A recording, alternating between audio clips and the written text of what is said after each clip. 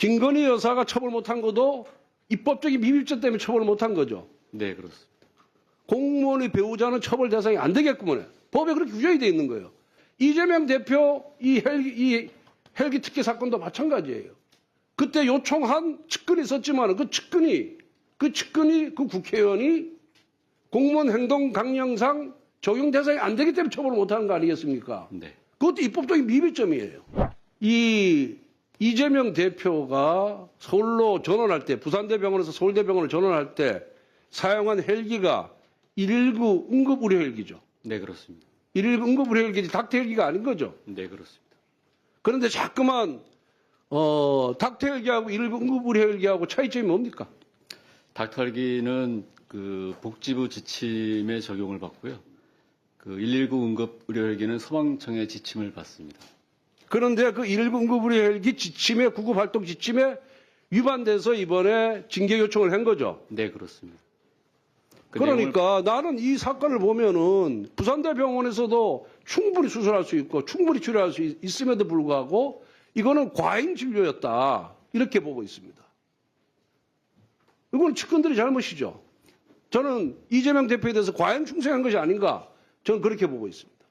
간단히 그 사건은 부산대 병원에서 수술이 충분히 가능한데도 불구하고 부당한 특혜를 받은 사건이라고 보고 있습니다. 이 자리에 계신 어떤 그 국회의원들도 받을 수 없는 특혜라고 생각합니다. 왜냐하면 사건 현장에서 부산대 병원까지의 헬기 이송은 정당합니다.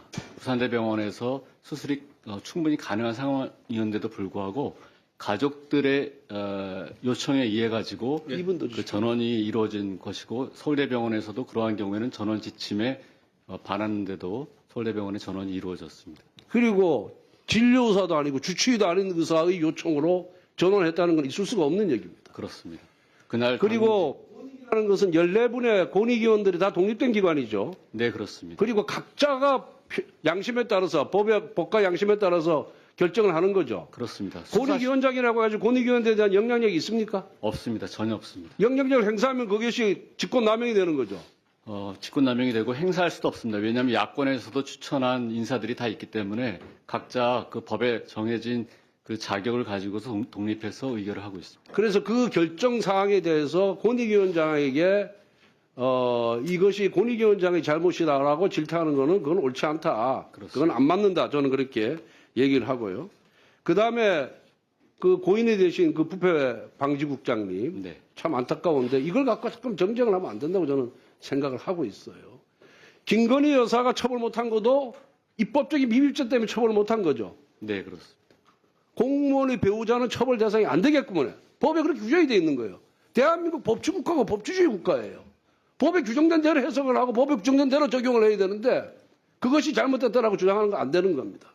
그런데 이재명 대표 이 헬기 특혜 사건도 마찬가지예요. 그때 요청한 측근이 있었지만 그 측근이 그 국회의원이 공무원 행동 강령상 적용 대상이 안 되기 때문에 처벌을 못하는 거 아니겠습니까? 네. 그것도 입법적인 비밀점이에요. 그런데 왜 김건희 사건에 대해서는 마치 특혜가 있는 것처럼 하고 이건 잘못된 결정인 것처럼 하고 이거는 정말 아전인수격인 해석이다. 저는 그렇게 보는데 어떻게 생각하십니까? 가방 사건은 사실은 정치적으로 고도로 계산된 몰카 사건이고 정치 공작 사건입니다. 저희 정치권이 그렇게 심각하게 다뤄야 될 사건이 아니라고 생각하고 있습니다. 그리고 그 부패 방지국장한테 자료 제출 요구를 제일 많이 자료 제출 요구 때 엄청난 스트레스를 받았다 그러는데 얼마나 자료 제출 요구를 받았습니까? 서면 답변 요구를 얼마나 많이 받았습니까? 저희들은 뭐 상당한 장이 직원들이 많이 고생한 것으로만 알고 있습니다.